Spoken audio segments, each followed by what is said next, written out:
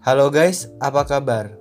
Kali ini aku mau ngebahas alur cerita dari film Nanti Kita Cerita Tentang Hari Ini. Film satu ini disutradarai oleh Mas Angga Dwi Masa Songko dan diproduseri oleh Anggia Karisma.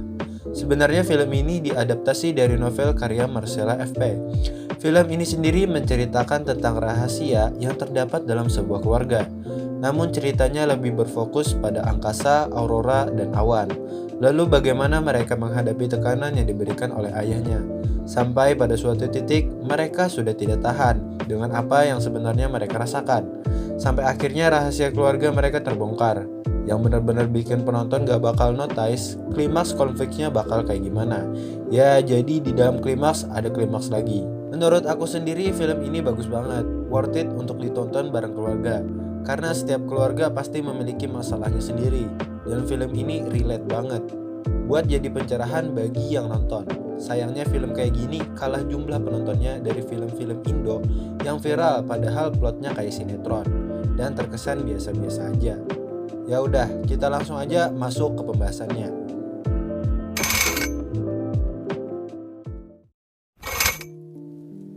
Semua berawal dari Ibu Awan yang hendak melahirkan Awan, ditemani suaminya dan anaknya Angkasa dan Aurora yang berada di rumah sakit. Selanjutnya kita bakal melihat timeline yang berbeda di saat Awan yang kini sudah besar sedang magang atau kerja sementara di sebuah perusahaan arsitek. Jadi di sini kita tahu bahwa Awan adalah seorang arsitek. Malam itu keluarganya ingin mengajaknya makan di luar, namun Awan tidak ikut karena ia ingin mengerjakan sebuah maket. Lalu di timeline yang berbeda, Mas Angkasa dan Aurora sedang menunggu Awan untuk pulang.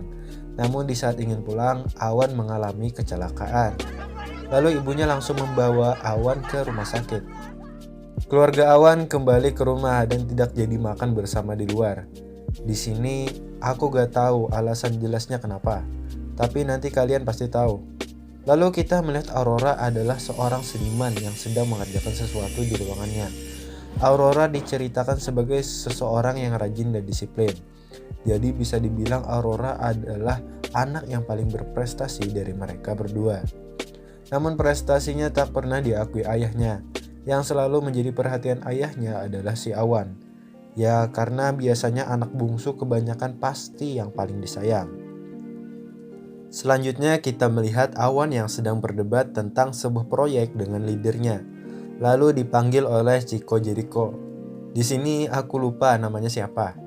Yang sepertinya adalah CEO dari perusahaan tersebut.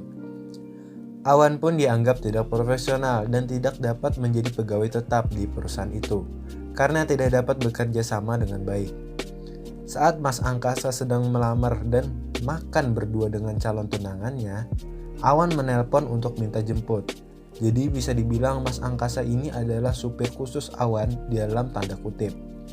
Di saat Awan hendak menyeberang, lagi-lagi dia ditabrak motor yang sedang melaju. Asli, Awan menurut gue kayaknya paling sial di jalan raya. Lalu Awan langsung dibawa ke rumah sakit dan mengalami patah tangan.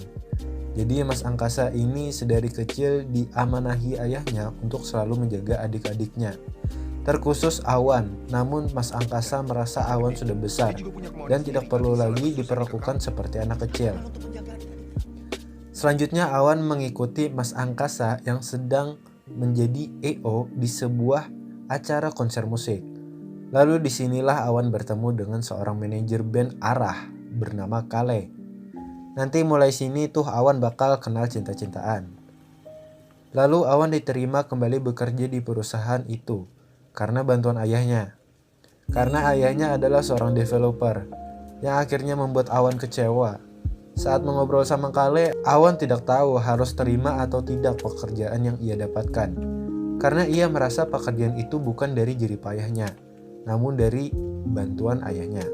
Selanjutnya kita melihat Awan masih jalan dan makan di luar bersama Kale. Padahal waktu sudah larut malam. Sampai pada akhirnya Awan pun pulang. Ayahnya sudah menunggu di sofa.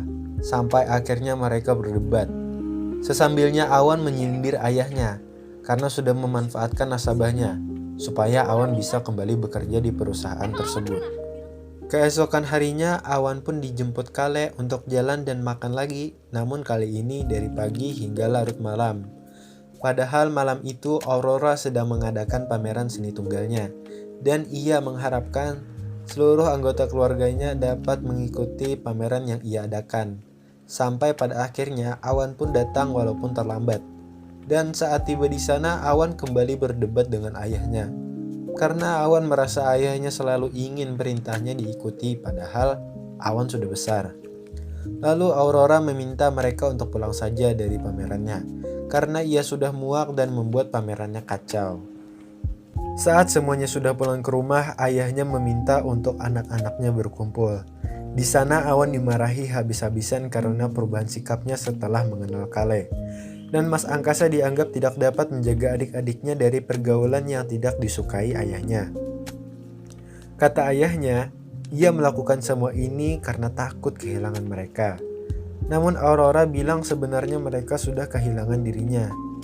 Mungkin di sini yang dimaksud Aurora adalah pribadinya yang sekarang bukan seperti saat dia kecil dahulu.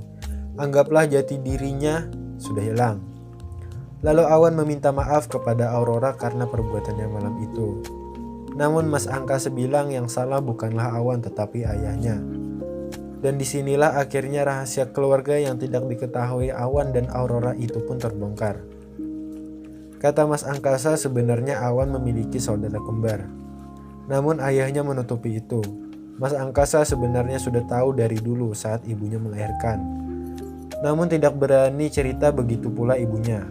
Mendengar itu Aurora dan Awan pun shock. Nah di sini aku nggak tahu sebenarnya kembaran si Awan itu masih hidup atau enggak. Tapi di scene selanjutnya kita diperlihatkan oleh ayahnya menangis di sebuah kuburan yang bernama bayi laki-laki. Dan kita tahu di sini kembarannya Awan adalah laki-laki. Jadi sudah kita dapat pastikan bahwa kembarannya Awan sudah meninggal. Setelah itu Awan pergi ke konser dengan Kale. Saat menonton itu Awan tiba-tiba mencium si Kale. Kayaknya benar-benar banyak pikiran deh si Awan. Selanjutnya Mas Angkasa yang akhirnya sudah kabur dari rumah dan tinggal di kantornya. Sedangkan Awan pergi ke tempat tinggal Kale. Di sini Awan meminta kepastian tentang status mereka. Namun Kale hanya menganggap dirinya sebagai tempat curhat, sebatas teman untuk bersandar katanya. Lalu Awan yang sedang patah hati menginap di rumah temannya. Pagi itu ketika suasana yang mulai mereda sehabis pertengkaran hebat malam itu, ibunya mengajak Aurora untuk menjemput Awan dan Mas Angkasa. Lalu ibunya menceritakan tentang masa lalu ayahnya, bahwa kenapa ayahnya adalah segalanya bagi ibu dan bagi mereka, walaupun caranya yang sedikit berbeda dan lebih posesif. Intinya ayahnya sebenarnya benar-benar tulus mencintai mereka. Dan kita pun diperlihatkan dengan masa lalu ayahnya bagaimana begitu cintanya ia kepada mereka, istrinya, dan anak-anaknya. Dan di saat Awan, Aurora, dan Mas Angkasa meluapkan isi hatinya ketika di atas atap, akhirnya mereka pun berusaha untuk memahami perasaan ayahnya, mencoba untuk berdamai. Lalu akhirnya mereka semua pun berdamai dan saling memaafkan. Selanjutnya Mas Angkasa sudah tinggal bersama ceweknya di apartemen, dan Aurora berpisah dengan mereka untuk melanjutkan kuliah di luar negeri. Sedangkan Awan menjadi tukang atur-atur panggung, entah deh pokoknya kayak Mas Angkasa waktu dulu, sejenis EO gitu. Di sini Awan akhirnya bertemu lagi dengan Kale. Tamat. Jadi kurang lebih seperti itulah keseluruhan alur cerita NKCTHI. Jujur saja aku pun kesulitan untuk membuat video ini karena alur ceritanya yang maju mundur, menceritakan masa lalu sambil menjalani masa yang sekarang. Selanjutnya kalian bisa request film apa yang bakal aku bahas ke depannya.